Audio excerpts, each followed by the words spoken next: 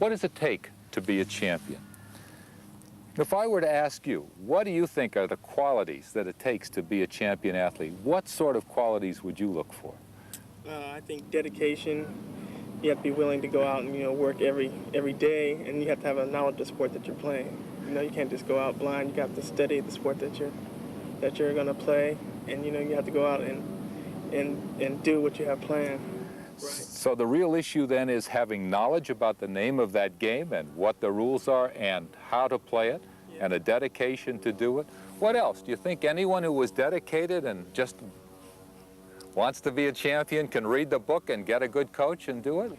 Who else has an idea of what's involved in being a champion at a given sport? I mean, for example, if I wanted to be a champion gymnast, do you think that I, at 6'5", 225 pounds, could be a great gymnast? You have to have the right physical characteristics to be in that sport. And where does that come from? Well, your diet and how, if you...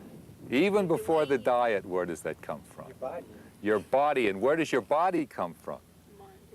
No, your body comes from what you inherit in your genes, okay? It all begins in your genes, doesn't it? I mean, if I'm never going to be a shoemaker, isn't that the jockey? You can see me on a horse. You think I could make 106 pounds and ride? But I'll tell you something else. Shoemaker is never going to play in center in the NBA, is he? And so it goes with a Mary Lou Retton is not going to be a person who's going to be not only a football player. She'll never play, for example, women's basketball, will she? All right, so the issue isn't just sex. The issue is what you inherit as a physical body and how you take that information and develop it out to its fullest. And then comes the issue of what? Then comes the issue of you got good coaching. And then comes that remarkable aspect of sport that you talked about. That's that willingness to train, dedication, and above all, that very important essential property, the will to win. If you don't want to win, you'll never be a champion. All right. Did I say diet? Did you hear diet? No. Diet. What's the diet? What is this business about nutrition and sport? If you eat too much, you're going to be overweight, and you're not going to be able to be a gymnast if you're overweight. That's right. The thing I want to point out to you here is that most people think of diet to a human being as somehow fuel to a racing car, don't they? So I'm going to scarf up, I'm going to stuff the fuel in my body, and I'm going to have all that great energy. Now, is diet and eating in a human being the same as putting gasoline in a racing car? Well, if you put in the wrong gasoline, the car's not going to run right. That's a piece of it. What else is not quite the same in the end? Leaves your body. That's right. But it can't be sucked up inside the engine to make it grow. But what else? What is the machine of the human body in comparison with the machine of the automobile? Huh? The what? The change in nutrition. Yeah, in part, you see, what happens if I'm going to make an automobile, what do? I get some metal and I bang it and I build it, then it's all done, isn't it? And it's put together and the bolts are all tight, aren't they? And it's not changing all the time. But every one of us, our body is changing every moment that we sit together, isn't it? We are building the body, we are building the machine out of what we eat as well as fueling the machine, aren't we? You see that difference? That's a very important difference. Most people don't understand that. Most people say, all it takes is if I eat the right food, I'm going to get the right fuel, and I'm going to burn that high-test fuel, and I'm going to win. Nonsense. I think it's time we turn our attention to a fundamental question, and that is, what is the science of nutrition? The science of nutrition consists of an absolute, unambiguous chemical knowledge of exactly what a human body needs to live on. And you say, well, how could you ever determine that? And the answer comes in a very strange way. There are some people who lose their gastrointestinal tract. They have cancer, or they're born without a gastrointestinal tract, or they have some terrible disease debilitate their ability to digest food. And the only way they can stay alive is if we put into their body a solution which contains everything that the body needs to survive. That is to say, not a morsel of food, not a drop of water passes these people's lips, and every bit of energy, every bit of nutrient that their body needs comes dripping out of a bag, either into a needle that's in their arm or into a catheter that's inserted near their heart, okay? These are people that are called total parenteral nutrition fed. Now, the real science of nutrition then is to know, what do you put in the bag, right? What's in the bag? First and foremost, water. Every human being needs water. If you don't have water, you can't get rid of your waste products, you can't control your body temperature, you can't run your body circulation, you can't maintain the sodium-potassium balance across your cells. So you have to have water. We need sodium, we need potassium, we need chloride, we need calcium for our bones, right? We need calcium to maintain the integrity of our cell membranes. We have to have sulfate, we have to have phosphate. So there are certain salts that have to be in that bag. So yeah, yes? Some people, salt, you know, hurts their blood pressure, you know. I don't know why it hurts their blood pressure, but I have a lot of aunts and relatives that, you know, have high blood pressure because, you know, of salt. They don't eat pork. You're absolutely right. The issue is too much salt is no good if your kidneys are not good. If your kidneys are good, there is never a problem with hypertension and salt because our body is very beautifully regulated to maintain everything in equilibrium, okay? Now, if because of a genetic cause or because you have obesity or some other problem, your kidneys don't handle the salt right, then excess salt kills, all right? But nonetheless, in that bag, water, salts, what else? You have to have energy, don't you? Calories. How do you get calories in a bag? The answer is you put in fat. You put in fat, not junk. You see, I don't believe in junk. Everything that you put in your mouth, whether it's a Twinkie or whether it's an orange, is food, isn't it? It's a chemical. It's a mixture of chemicals. But what we need in the bag is enough energy to run our bodies with. And it turns out that the best, densest form of energy that our bodies can get in this solution is in the form of fats. Now, again, it's like the salt. You say, hey, if I eat too much fat, I'm going to be fat, aren't I? Yes, you are. But if you only have to put it into an arm, you want to put it in a small volume. So you want the highest density energy. So where do you get energy in your body? You get it from fats, you get it from sugars, and you get energy in proteins. We burn protein. Most people say, oh, no, proteins mend muscle. No! We burn protein as well as make muscle out of it, and that's important. But in the bag are calories in the form of fats and calories in the form of sugars, okay? What else is in the bag? In the bag are 10 essential amino acids. You know, there are 20 plus amino acids that we make into our protein, but we make over 10 or 12 of those in adequate amounts, but the ones that we don't make, you got to put in the bag or you don't grow and you don't live, right? Water, salts, calories, carbohydrates and fats, essential amino acids. What else is in the bag? Finally, we come to vitamins, right?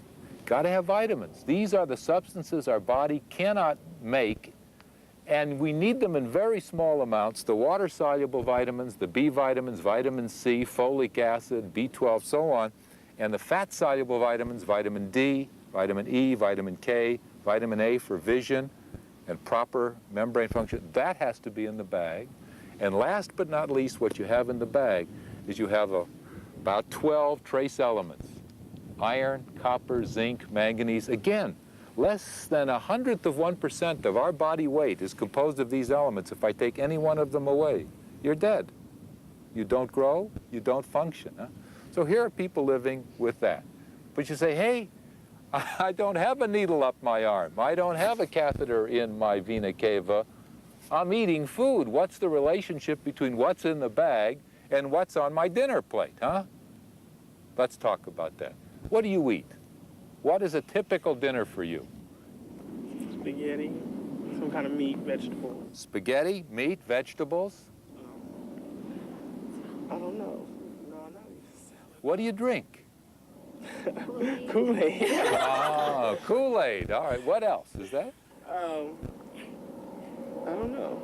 Just like I usually have meats, vegetables, and something to drink. Fine. All right. What about you? What do you eat? Anything and everything. Beautiful. Waste queen. Right. Go. What do you eat for breakfast? Cheerios Wheaties. Cheerios, Wheaties, breakfast of champions, right. What? Milk? Orange juice, wonderful. Fruits, vegetables, meats, fish, chicken, huh? Wonderful. All right. You know what we've just heard? We've heard kind of a cross-section of America, haven't we? We're talking about meat and potatoes, and we're talking about breakfast foods, and we're talking about juices, we're talking Kool-Aids. Nobody said Coke or Pepsi, but I know you all swill that stuff, huh? I mean, come on. And yeah, but listen to me. What's in a Coke that's good? What's in a Pepsi that's good? The carbohydrates. Water. Water is good. Water is essential, isn't it? We've got to have that water. And whether you get it from a Coca-Cola or whether you get it from a milk isn't a function of the water content, it's a function of what else is there, right? Well, what else was in the bag? We've talked about Cheerios. We've talked about potatoes. What are those? Carbohydrates, sugars, aren't they? And whether you get the sugar as sucrose, which you'll get if you eat a piece of fruit or if you drink the old-fashioned Coca-Cola, which had sucrose instead of fructose syrups, or whether you have a pasta, you like a spaghetti, that's a terrific, huh? What are we talking? You look Italian. Anyhow.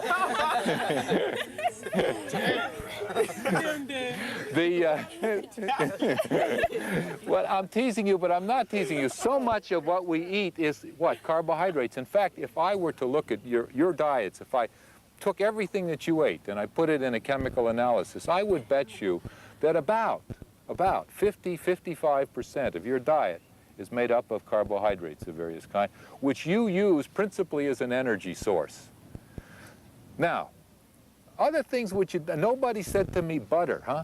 Nobody said to me Twinkies. Nobody said to me ice cream. Huh? Nobody talked to me about French fries, huh? Potatoes.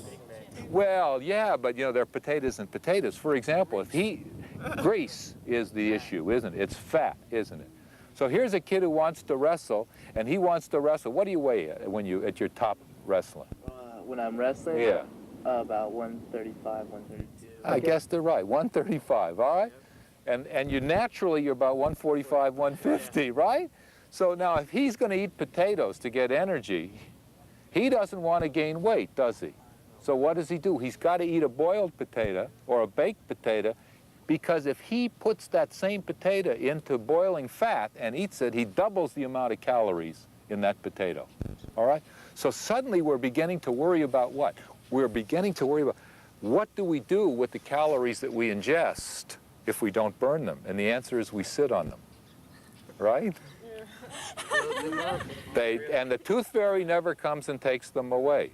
So when you're trying to make weight and you want to stay thin, you stay away from fats, and in normal diets, because there are a lot of fats in our diet. We eat it in cookies, and we eat it in ice cream, and we eat it in lots of foods that we like because it tastes so good, or even in the meats we talk about, very high in fat, all right?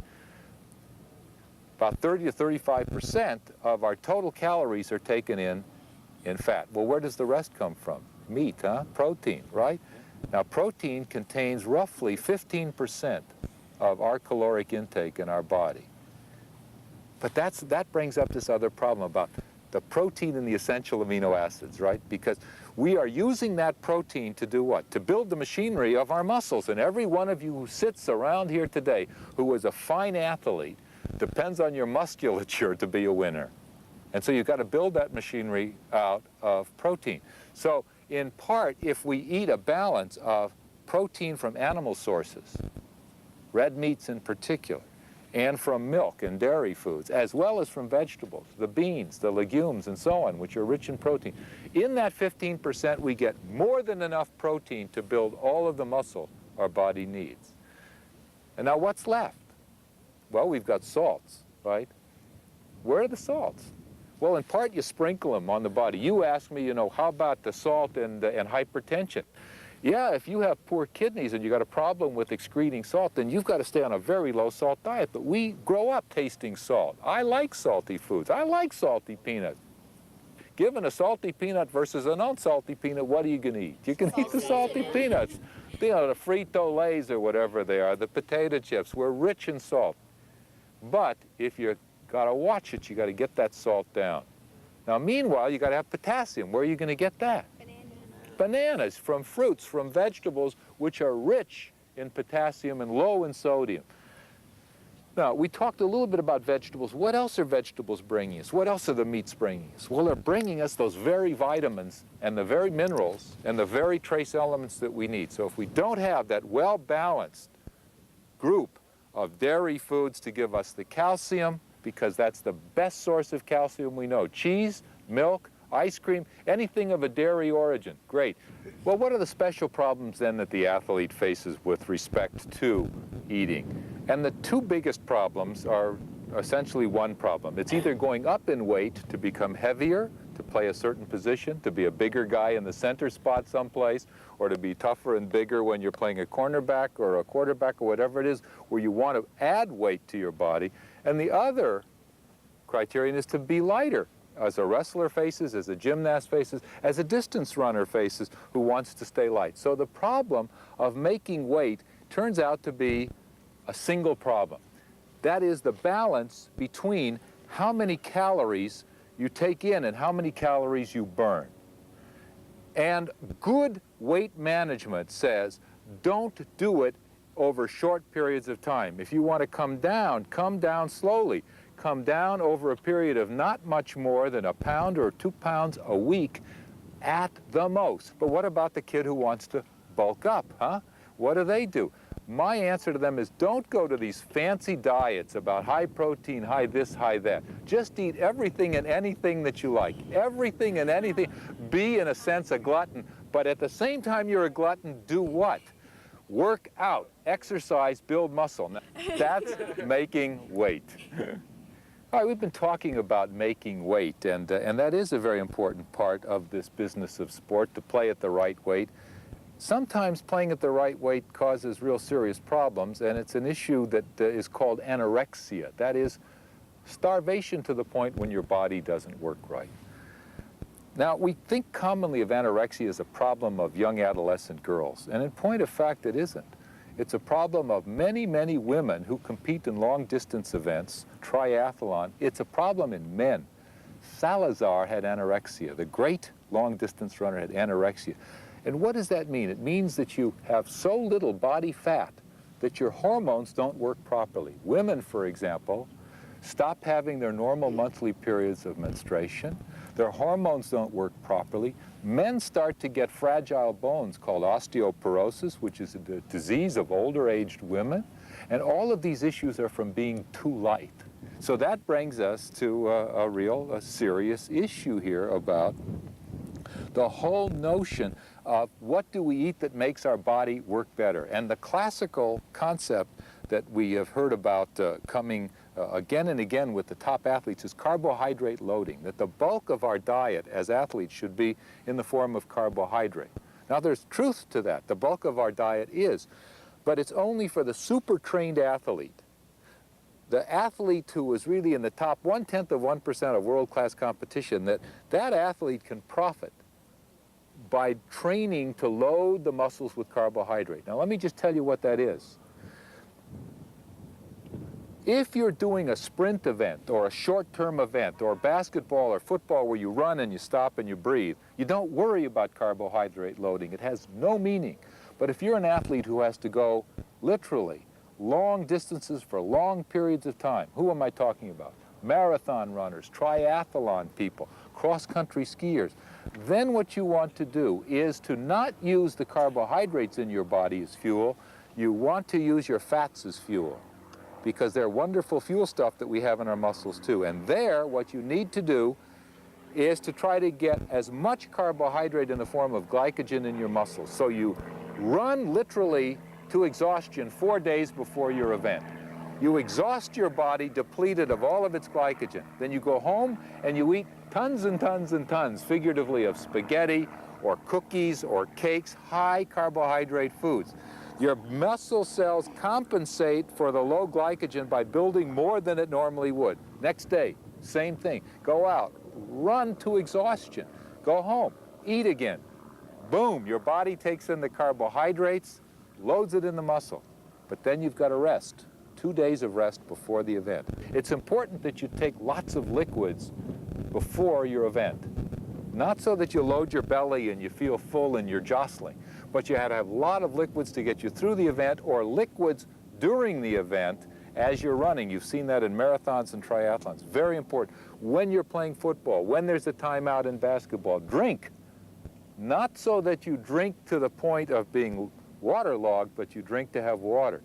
But stay away from sweetened drinks, and let me tell you why. It's a very interesting phenomenon. If you take in sugary foods, in beverages or in solids, like a cookie, during, or a candy bar, before the event, within 2 hours of an event, you do something that's not good for yourself. And what is that? You get sugar in your blood, then what happens? You secrete insulin. You remember, insulin is the hormone from the pancreas that controls your blood sugar. That's good news. Bad news. Insulin stops your body from mobilizing fat, and you can no longer properly burn fat during your event, okay? My advice, based on scientific nutrition, is to stay away from sweetened drinks 2 hours before the event, and stay away from them during the event. You're better off to take water. The reason most people go to a sugar juice, or sugar or a juice or something, is because you can drink more and it tastes better. Okay? So you see what we're talking about. The issue then is not to try to load up on sugars. Carbohydrate loading is good for some athletes, but don't do it to the point of detriment. I had a question. We were talking about bananas and potassium before. I had a question. Is cramps a lack of potassium? In some people, you can get cramps from lack of potassium. Most muscle cramping that has been studied in a quantitative way is a lack of calcium. And I want to emphasize that calcium again and again to all of you. Don't let coaches tell you that milk causes mucus, that milk is bad, that milk causes lactic acid and cramping. Milk will keep you away from cramping because it's the richest source of calcium we know. Now, where does the water come in? They say that cramps is a form of not enough water. That's because they're quite right. If you lose a lot of water, then what happens? The concentrations of salt in your body increase in the tissue itself, and then you get what is known as electrolyte imbalance, and the neuromuscular junctions don't work properly, and you cramp and you tetany. So you see, all of this comes together. All of this means to be sensible in your eating habits, but don't look for magic. The question is how to be a winner. And I think we've agreed that you've got to be endowed with the right genes. If you want to be a center, you want to be 7'2". If you want to be a middle linebacker, you want to be about 6'3". If you want to be a gymnast, you'd like to be about 5'2" or 3". If you want to be a middle distance runner, you'd like to be about 5'6" and thin. And so it goes. With every sport, there is a certain quality of a body that comes to us in our genes. And then what else did we say? You got to have the knowledge about that sport. You have to have the best coaching, the best training, the best strategy, the best tactics, and what? And practice, practice, practice. Okay? And along with it, practice is something else, isn't there? What's that something else? You got to have a mental attitude. You've got to have a will to win. You've got to be willing to bear that pain. I mean, I don't like to be a masochist, but there is something to the statement, no pain, no gain. So the issue is genes, the issue is coaching and training, the issue is a mental attitude, a self-discipline, an excitement, and what else? There is that essence of magic that I know exists in every one of you who are champions. It's that essence of magic that says, I believe in myself, and I believe what I'm doing for my body, and it takes advantage of every little possibility, the taking of the wheat germ every day, or that magic Arnie Schwarzenegger protein powder, or some pill that you like, or rubbing a special amulet, or what? Herbalife, whatever it is that you want. If you believe that that's going to give you the winning edge, you got to take it. But deep down inside, it's that belief in yourself and in your body and an understanding of the science of nutrition and the eating of good food that helps make that breakfast of champions.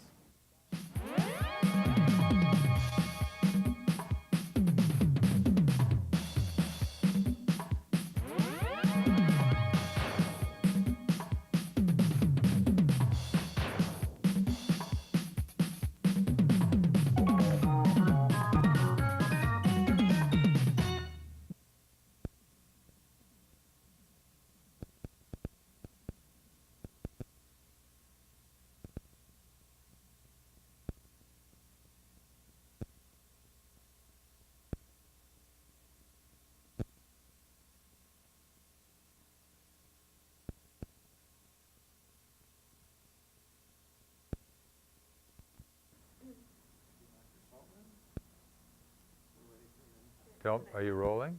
Okay, shall I ask him your question? No. I'll go off the top. I'm Paul Saltman. I'm a professor of biology here at the University of California, San Diego. This is my 32nd year on the campus of UCSD. It's been a great and wonderful experience. I can't wait to get up in the morning and go to school every day. I hope you'll feel the same way. If you want to be a wonderful, learned, thoughtful person, then you've got to have a good college education.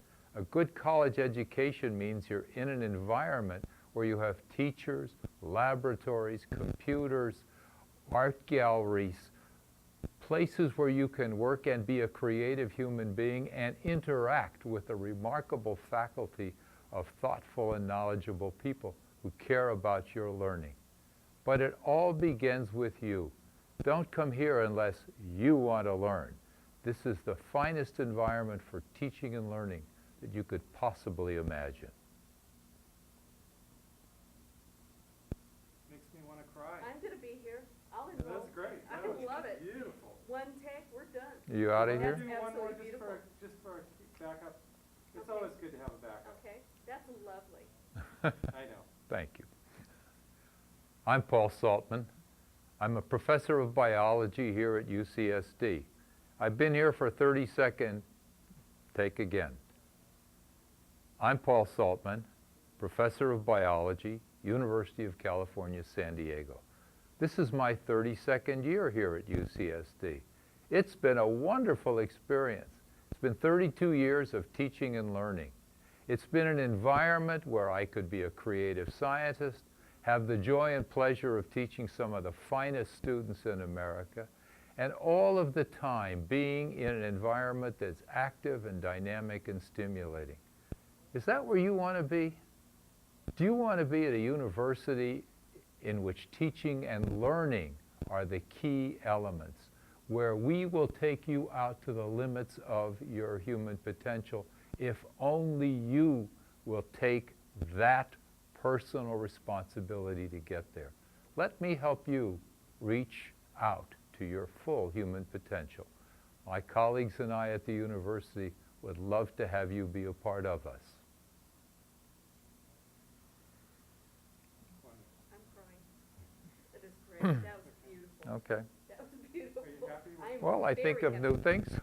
Who knows what we'll come up with. That's beautiful. You make our job so easy. Well, if you